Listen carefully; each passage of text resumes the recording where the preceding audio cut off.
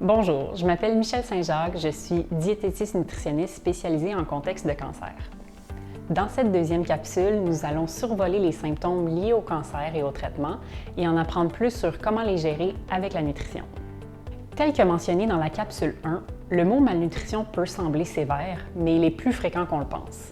On utilise l'outil canadien de dépistage nutritionnel pour identifier si vous êtes à risque nutritionnel. On y pose 2 questions simples.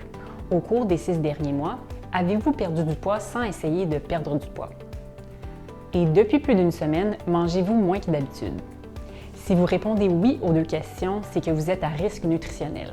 Dans ce cas-ci, il est recommandé de consulter une diététiste nutritionniste. Pour vous mettre en contexte, vous pouvez imaginer votre corps comme une balance. Ce dont votre corps a besoin en calories et en protéines varie selon la présence d'un cancer, selon votre âge, selon certains symptômes comme la diarrhée et bien plus.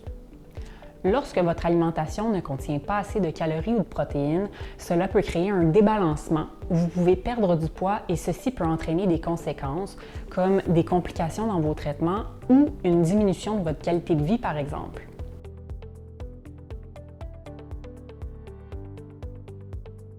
Il existe de nombreux effets secondaires causés par le cancer et ses traitements qui rendent le fait de bien manger plus difficile.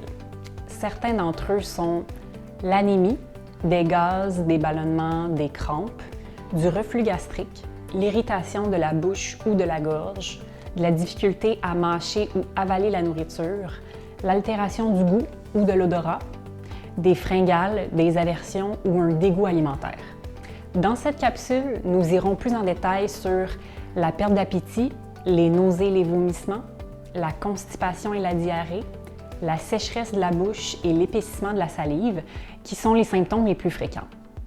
Dans les prochaines minutes, nous allons faire une liste de trucs et astuces pour vous aider à consommer assez de calories et de protéines malgré la présence possible de certains symptômes.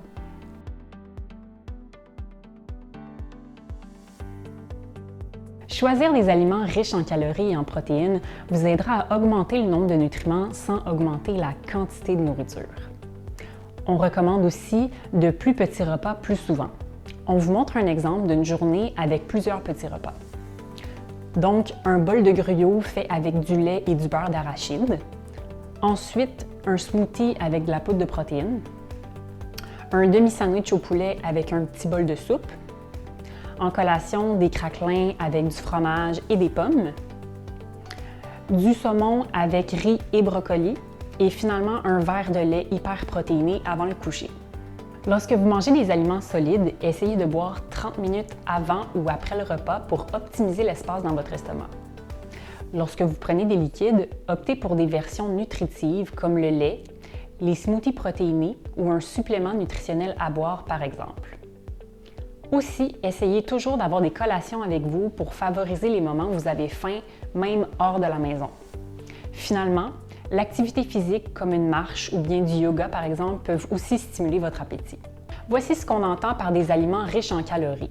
Pour les aliments riches en protéines, référez-vous à la capsule 1 de nutrition qui porte sur la préparation à la chirurgie. Les aliments caloriques sont souvent des aliments soit riches en gras, comme la margarine, les avocats, les noix et la crème, ou riches en sucre, comme la confiture, les fruits séchés ou bien le miel par exemple. Voici des exemples de repas et comment facilement ajouter plus de calories. Prenons un bol de céréales. On peut y ajouter des noix, choisir un lait avec un plus haut pourcentage de matière grasse, ajouter du sirop d'érable ou bien des fruits séchés. Ensuite, dans un simple sandwich, on peut badigeonner de la margarine sur le pain, ajouter des tranches de fromage et mettre de la mayonnaise dans notre mélange de protéines, que ce soit du poulet, du thon, des œufs, etc. Pour un repas chaud avec de la viande, des patates et des légumes, on peut ajouter du beurre ou de la crème dans une sauce ou sur des patates et mettre de la vinaigrette sur nos légumes.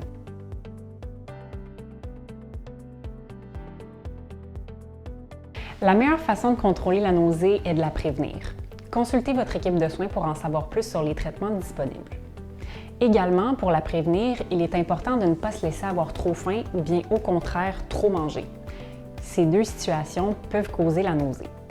Donc, mangez de plus petits repas plus souvent et amenez des collations avec vous.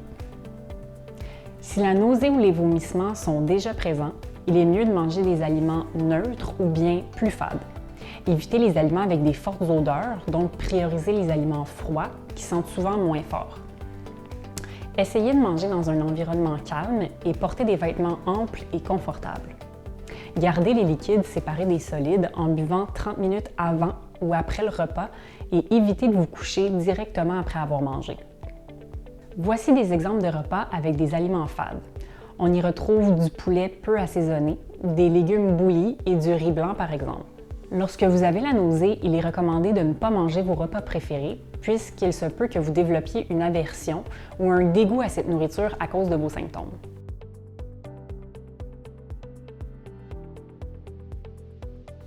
Pour la constipation, il est important de s'hydrater suffisamment, bouger et introduire plus de fibres dans votre alimentation. Les fibres ont pour rôle d'activer les intestins et aider le mouvement des selles. Le meilleur indicateur de l'hydratation est l'urine. Vérifiez à ce que votre urine soit jaune pâle, ceci est un signe d'une bonne hydratation. L'eau consommée viendra humidifier les selles pour les aider à bouger dans vos intestins. Sans l'eau, les fibres peuvent avoir l'effet contraire et vous rendre constipé davantage. On conseille d'introduire 1 à 2 aliments plus fibreux par jour pour éviter les inconforts intestinaux. On vous montre ici un repas riche en fibres composé de pain de grains entiers, de légumes frais, de légumineuses et de pruneaux qui sont des laxatifs naturels. Si vos symptômes persistent malgré avoir essayé ces astuces, demandez à votre équipe de soins pour un laxatif au besoin.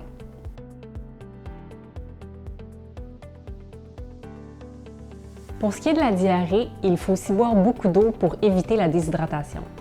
Par contre, évitez les boissons caféinées ou pétillantes qui peuvent aggraver la diarrhée.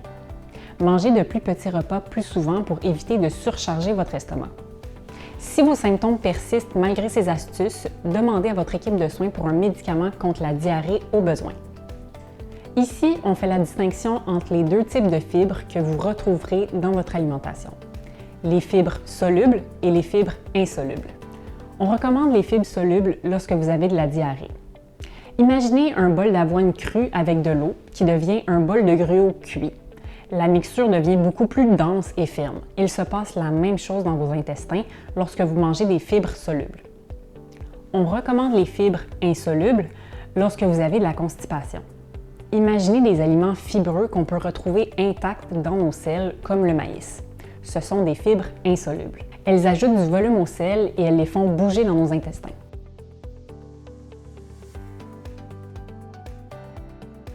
Voici quelques conseils si vous avez la bouche sèche ou bien la salive épaisse. Amenez des liquides partout où vous allez. Mangez des aliments humides, mous et hydratants comme des soupes, des fruits et légumes juteux, des mijotés, etc. Utilisez des sauces, du lait ou du bouillon pour humidifier votre nourriture. Vous pouvez aussi sucer des glaçons ou des sucettes glacées. Parfois même, le citron peut stimuler la production de la salive. Essayez d'éviter les boissons caféinées, les boissons gazeuses et les aliments très salés, acides ou épicés qui peuvent assécher votre bouche davantage.